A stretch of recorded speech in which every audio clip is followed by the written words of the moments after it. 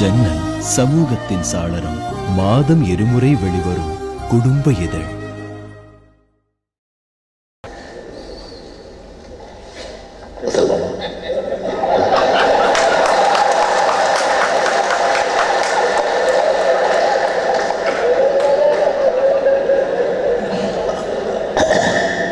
அன்பார்ந்த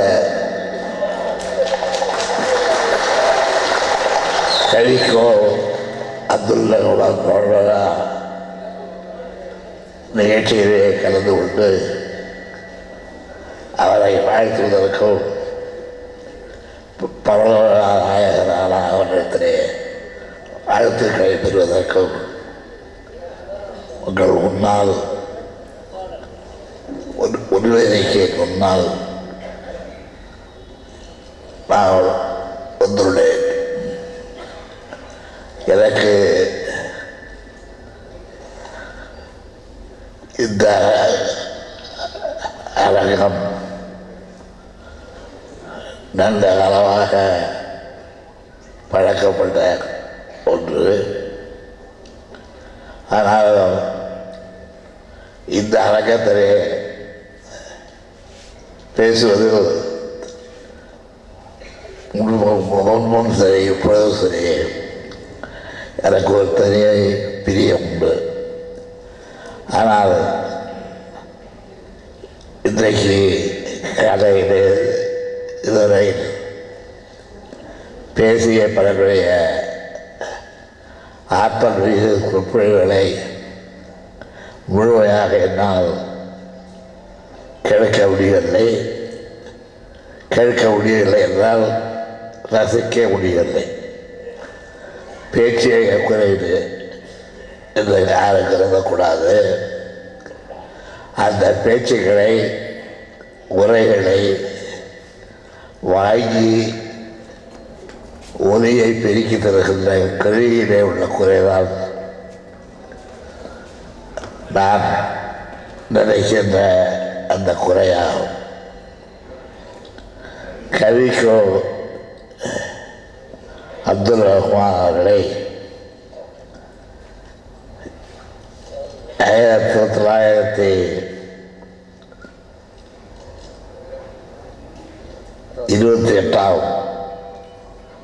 ஆண்டிலே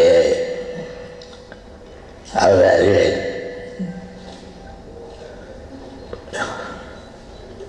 நான் அவரை அறிவதற்கான அந்த காரணம்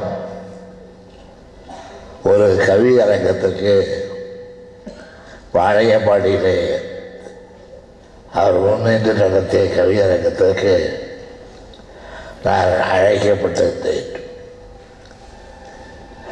அந்த கவி அரங்கத்தில் அவரும் பங்கு பெற்றார். அன்று முதல் இன்று வரை கவிக்கோ அப்துல் ரஹ்மான் என்றாலே அந்த பெயரிலே ஒரு கவர்ச்சி, அவருடைய கவிதையிலே ஒரு கவர்ச்சி, அவருடைய ஆற்றலிலே அவர் என்பால் காட்டிய அன்பிலே ஒரு கவர்ச்சி, இப்படி கவர்ச்சிக்கு நான் ஆட்பட்டு அவரிடத்தில் இன்று வரையிலே இதையும் நான் இருக்கின்ற வரையிலே அவரை நான் ரசித்து கொண்டே இருப்பேன். அப்படிப்பட்ட ஒரு அருமை கவிஞர் அப்துல் ரஹ்மான் அவர்கள். அவருக்கு எடுக்கிற நேரத்தில்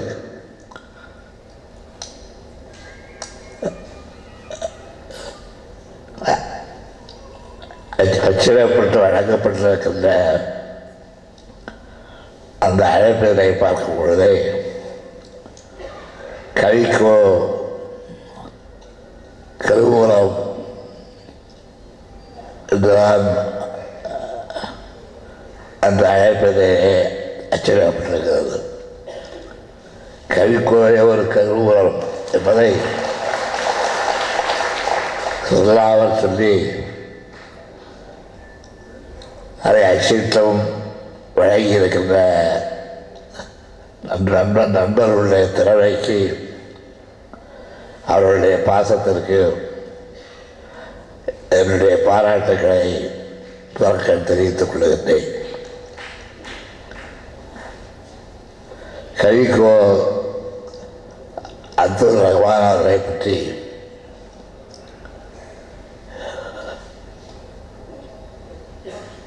நான் உங்களிடத்தில் அதிகம் சொல்ல வேண்டிய அவசியமில்லை. அவரை என்னிடத்திலே ஒரு நல்ல மனிதராக,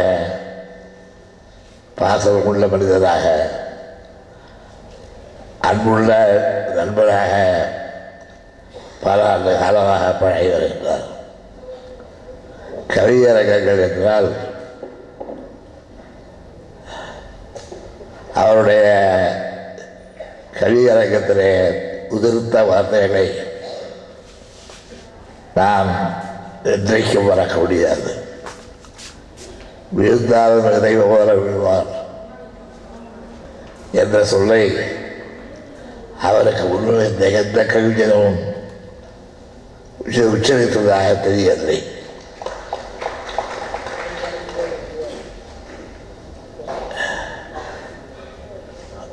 இந்த விழா வைபவத்திற்கு நான் வர வேண்டும் என்ற அவாவையை அவர்கள் வெளியிட்ட போது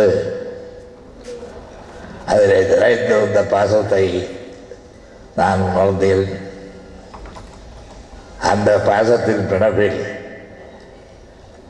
பல ஆண்டு காலமாக அப்துல் ரஹ்மானோடு நான் கட்டுண்டு இருந்த காரணத்தால், கட்டுண்டு இருந்தது என்று சொன்னதால் இன்றைக்கு இல்லை என்று யாரும் கருதக்கூடாது.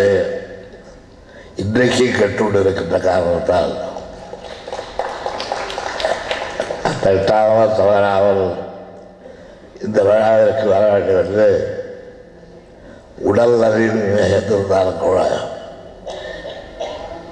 எழுந்திருந்து பேச முடியாத ஒரு சூழல் என்னுடைய உடலுக்கு ஏற்பட்டதால் கூட அப்துல் ரஹ்மான் அழைத்துட்டாரே, அவருடைய விழாவுக்கு நண்பர்கள் தான் அழைத்திருக்கிறார்களே, அது தவறாமல் சொல்ல வேண்டும் என்ற அந்த ஒரு உணர்வில் உந்துவதால்தான் இன்றைக்கு நான் இந்த விழாவிலே கலந்து கொள்கின்ற நிலை எண்ணங்கள் நானே உருவாக்கி கொண்டு உங்களை எல்லாம் சந்திக்கின்ற நல்ல வாய்ப்பினை நான் பெற்றிருக்கின்றேன். இந்த இனிய விழாவில் ரஹ்மானவர்களை பற்றி பேச வேண்டும் என்றால் அவர்களிடத்தில் உள்ள உறுதி, தமிழ் பற்று, இனப்பற்று இவையெல்லாம்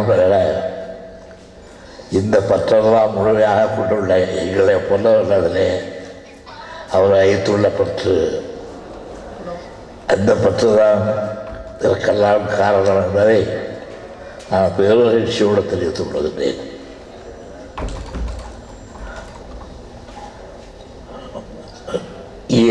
சில பேர் பேசும்பொழுது அவருடைய வாழ்க்கையில் ஏற்பட்ட இன்ப துன்பங்களை எல்லாம் எடுத்துச் சொல்லியிருக்கின்றார்கள். அவர் இன்பமாக இந்த 17 ஆண்டு வரை இருந்த காலம் மகிழத்தக்க ஒன்று.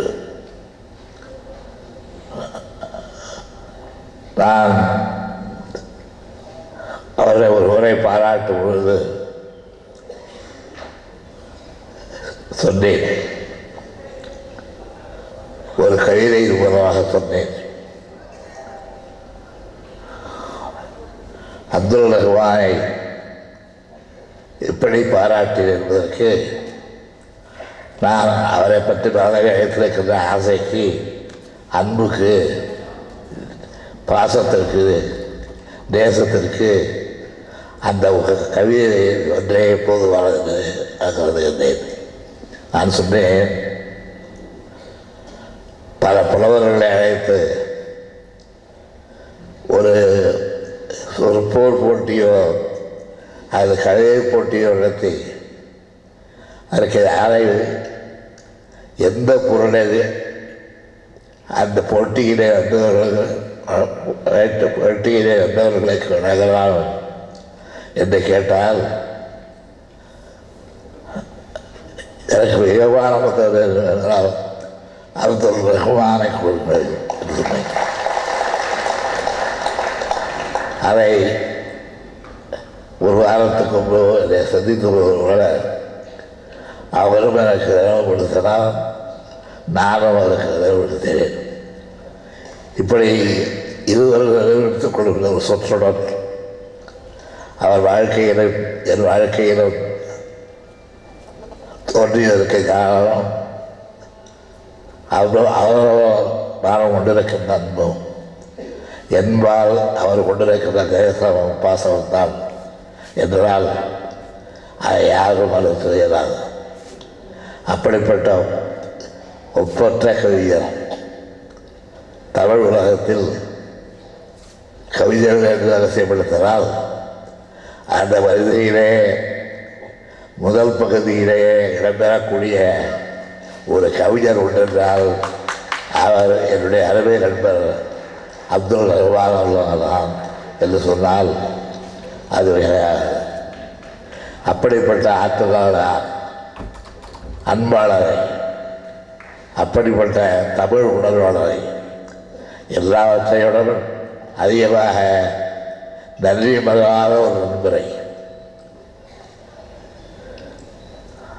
முதலாக அன்மொழிதறியில் என்றைக்கும் இருக்கின்ற ஒரு மாசற்ற கவிஞராக அப்துல் ரஹ்மான் நகர்கின்றார். அவருக்கு மணி விழா நடத்துகின்ற ஒன்றாம். மணி விழா என்பது அவருடைய சொல்லாற்றல் என்ற அந்த வரிசையை எடுத்து பார்த்தால் கூட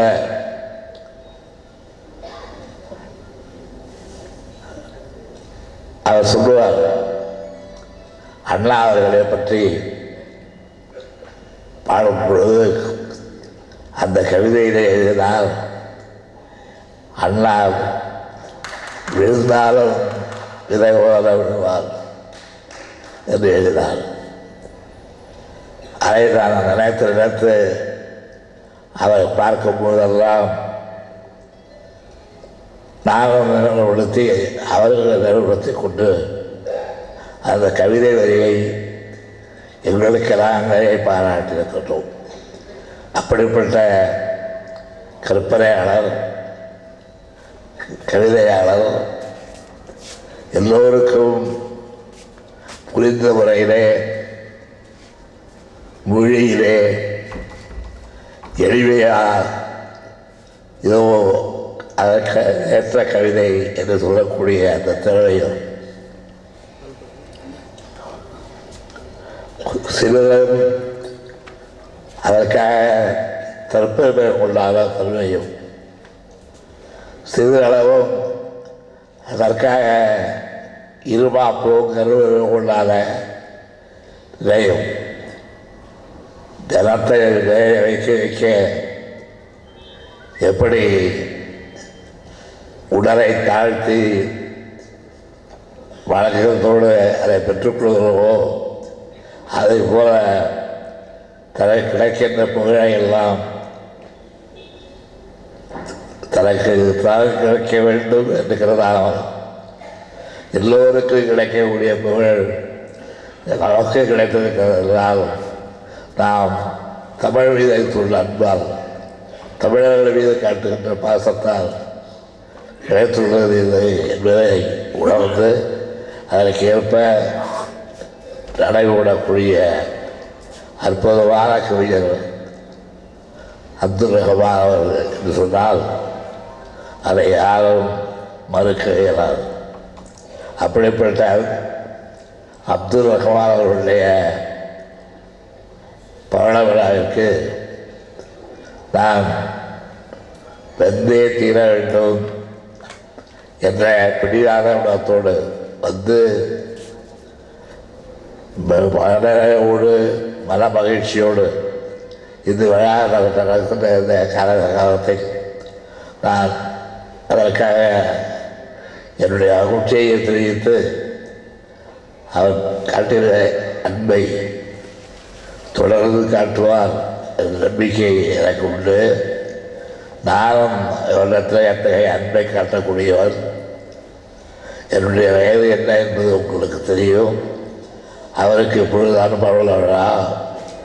எனக்கு 90 வயது பொழுது 93 94 என்று அந்த பக்கத்திலே நடைபோட்டு கொண்டிருக்கிறேன்.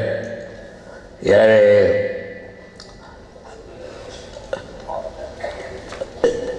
பல ஆண்டுகளுக்கு மேற்பட்ட அந்த பழக்கம்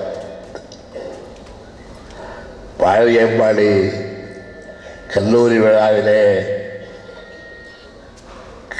கவிதை அரங்கத்தை நடத்தி அதில் ஏற்பட்ட நட்பு பாசம் அது தொடரும் என்ற அந்த நம்பிக்கையை நானும் பெற்று உங்களையும் பெற வேண்டும் என்று கேட்டுக்கொண்டு அத்தகைய நம்பிக்கை நாயகர் நன்றி உள்ள கவிஞர் என்றும்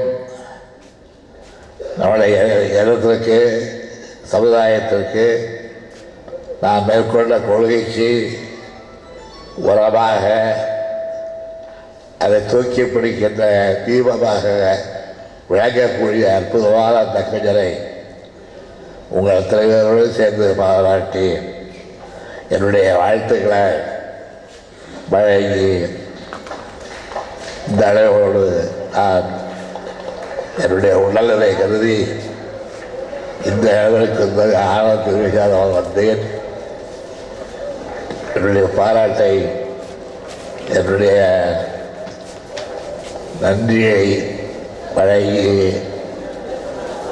என் உரையை வாழ்த்துறையை நிறைவு செய்கின்றேன். வணக்கம். ஜன்னல் சமூகத்தின் சாளரம். மாதம் இருமுறை வெளிவரும் குடும்ப இதழ்.